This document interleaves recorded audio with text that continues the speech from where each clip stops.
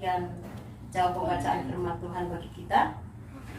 Baik Bapak Ibu sekalian yang dikasihi Tuhan, saya beri judul tentang firman Tuhan, yaitu tak usah gentar. Bapak Ibu saudara yang dikasihi Tuhan, kalau kita melihat keberadaan kita saat ini dan alasan kita berkumpul pada hari ini adalah karena sesuatu terjadi, ya, di mana saudara kita Om Son telah dipanggil pulang ke tempat peristirahatan yang terakhir oleh Tuhan kita Yesus Kristus. Dan pada hari ini kita duduk bersama mengucap syukur atas segala perbuatan yang Tuhan sudah lakukan di dalam kehidupan setiap manusia. Jadi firman Tuhan juga dengan tegas mengatakan bahwa baik susah ataupun duka, baik suka ataupun duka, kita tetap mengucap syukur. Itu yang diajarkan oleh Tuhan terhadap kita. Kembali lagi kepada firman Tuhan yang kita baca bersama-sama pada hari ini dengan judul tak usah gentar. Bapak Ibu yang dikasihi Tuhan, kalau kita melihat firman Tuhan yang datang kepada Daniel, suatu penglihatan, di situ digambarkan bahwa nubuat atau penglihatan yang dilihat oleh Daniel adalah suatu kesusahan yang sangat besar. Kesusahan yang dilihat oleh Daniel adalah bukan suatu kesusahan yang sepele, enteng atau gampang, tetapi adalah suatu kesusahan yang sangat besar yang mungkin secara manusia tidak bisa bertahan untuk menghadapinya, atau seluruh umat manusia yang ada di bumi atau secara khusus pada bangsa Persia pada saat itu, mereka tidak bisa menghadapi kesusahan besar yang akan mereka alami. Itu yang dilihat oleh Daniel yang akan terjadi kepada bangsa Persia itu. Dan Daniel begitu sangat merasa terbeban, merasa sangat berat, sehingga dia sampai mengalami satu hal yang sangat tertekan di dalam kehidupannya, tertekan jiwanya, sehingga dia merasa stres, ya, sampai dikatakan di dalam firman Tuhan bahwa dia makan pun tidak, mandi pun tidak, gitu ya. Jadi dia tidak bisa melakukan apa-apa, saking dia merasa tertekan seperti itu. Jadi Bapak Ibu Saudara yang dikasihi Tuhan, kita juga sebagai orang-orang yang masih hidup di tengah-tengah dunia ini, sering banget kita mengalami hal-hal seperti itu. Jadi penglihatan yang dilihat oleh Daniel membuat dia rasa takut, membuat dia merasa putus asa, sehingga dia tidak bisa melakukan apa-apa. Kegiatannya secara rutin pun tidak dilakukannya. Dia stop, ya. Pokoknya dia menyerah, pasrah, dan berputus asa. Itu yang dialami oleh Daniel pada saat itu. Daniel pun dia tidak lagi bisa melakukan sesuatu, karena dia begitu melihat kesusahan yang akan terjadi itu begitu besar. Bapak Ibu Saudara yang dikasihi Tuhan, tetapi di sini Daniel tidak ditinggalkan begitu saja. Kenapa? Daniel tidak dibiarkan untuk dia mengalami tekanan yang begitu berat, atau Tuhan tidak membiarkan Daniel sampai dia mati lemas, gitu ya, karena saking stresnya. Tetapi Tuhan mengatakan di dalam firman-Nya bahwa Daniel itu adalah orang yang dikasihi oleh Allah. Dan Daniel dipeduliin, Daniel diperhatikan oleh Tuhan secara spesial, sehingga pada saat Tuhan datang kepada Daniel, Daniel pun tetap merasakan dan mengatakan kepada Tuhan bahwa dia tidak sanggup, dia menyerah, dia lemah, dan bahkan dia mau mati rasanya seperti itu. Tetapi di situ Daniel mulai menyerahkan hidupnya sepenuhnya kepada Tuhan. Di dalam ketidakberdayaan Daniel, dia menyerah kepada Tuhan, sehingga Tuhan pun tahu betul, ya, Tuhan secara menyeluruh, ya, kita mungkin nggak bisa mengenal manusia di tengah-tengah dunia ini yang begitu banyak, atau bahkan tempat kita tinggal, orang-orang di sekitar kita tidak 100% kita mengenal mereka. Ya mungkin kita lihat, oh ini orang kampung sawah, oh ini teman saya, gitu, atau oh ini tetangga saya, tetapi kita belum tentu mengenal secara pribadi, mengenal begitu dalam orang yang ada di sekitar kita. Yaitu yang dialami oleh Daniel pada saat itu. Jadi Bapak Ibu, Tuhan bisa mengetahui apa yang kita rasakan.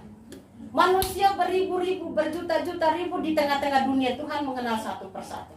Tuhan mengetahui kita satu persatu. Apa yang sedang kita pikirkan saat ini, apa yang sedang kita alami saat ini, apa yang sedang ada di dalam hati kita, Tuhan tahu semuanya. Sehingga ketika Daniel dalam keadaan begitu, Tuhan tidak tinggal diam. Tuhan mengenal dan Tuhan mengasihi Daniel, karena Daniel adalah orang benar, orang yang dikasihi Tuhan, orang yang bergaul dekat dengan Tuhan, orang yang takut kepada Tuhan, dan orang yang selalu hidup benar di hadapan Tuhan. Sehingga Daniel diperhatikan secara spesial oleh Tuhan. Dan Tuhan menjanjikan kepada Daniel bahwa Daniel adalah orang yang dikasihi Tuhan. Daniel adalah orang yang dipilih oleh Tuhan.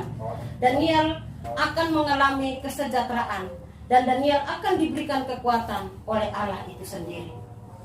Di saat lemah, di saat dia tak berdaya, di saat dia berputus asa, tidak ada kekuatan lain yang datang menolong dia. Banyak raja-raja yang dikenal oleh Daniel, karena Daniel pun adalah terkenal sebagai orang yang pintar, orang yang bijaksana, orang yang berpengetahuan tinggi, dan dia sangat dipakai oleh raja. Seharusnya ketika dia mengalami hal itu, dia bisa mengandalkan raja-raja itu. Tetapi nyatanya raja pun tidak bisa menolong dia.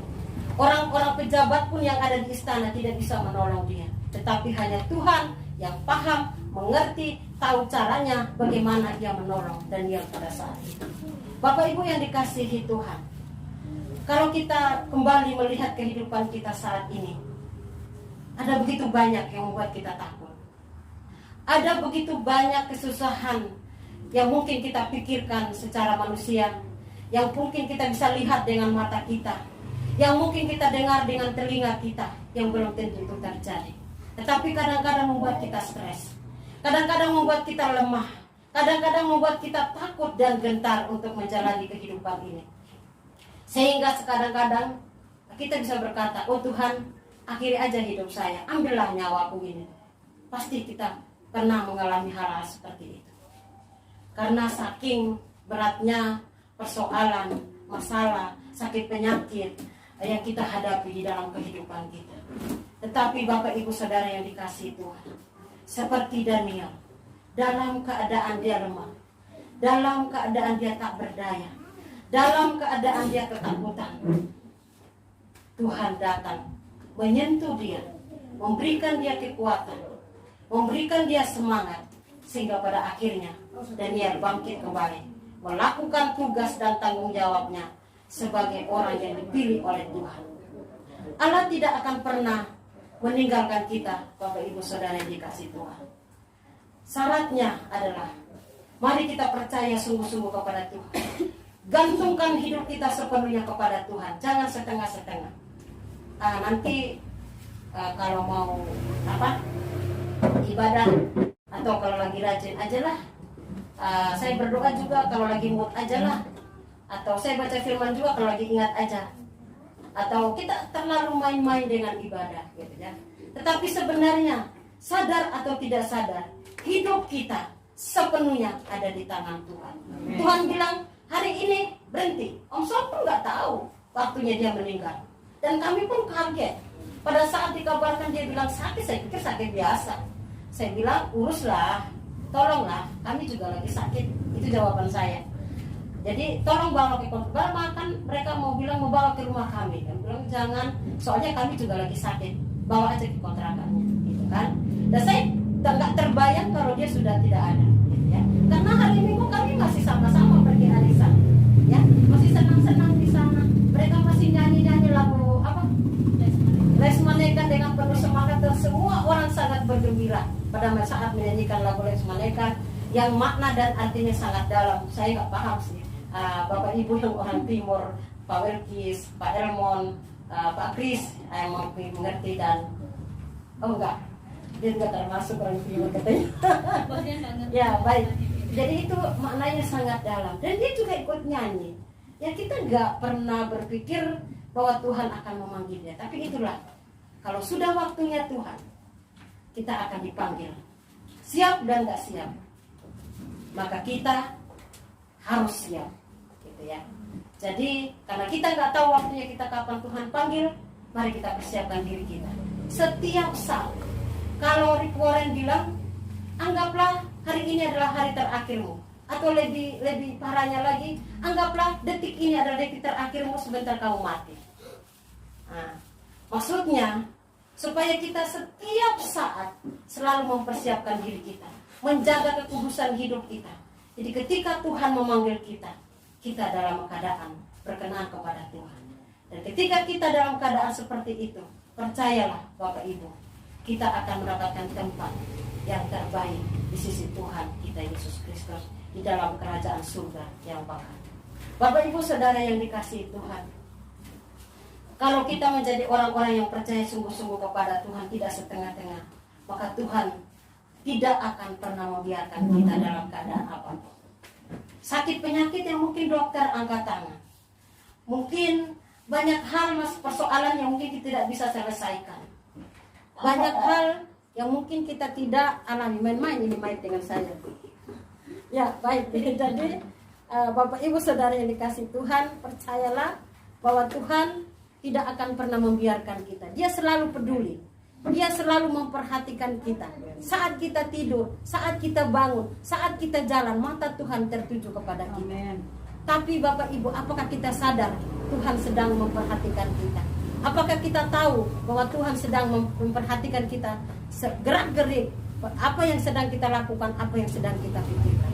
Untuk itu, mari Bapak Ibu Saudara yang dikasihi Tuhan, Tuhan yang kita yang maha kuasa, Tuhan kita yang maha pengasih, Tuhan kita yang maha penyayang.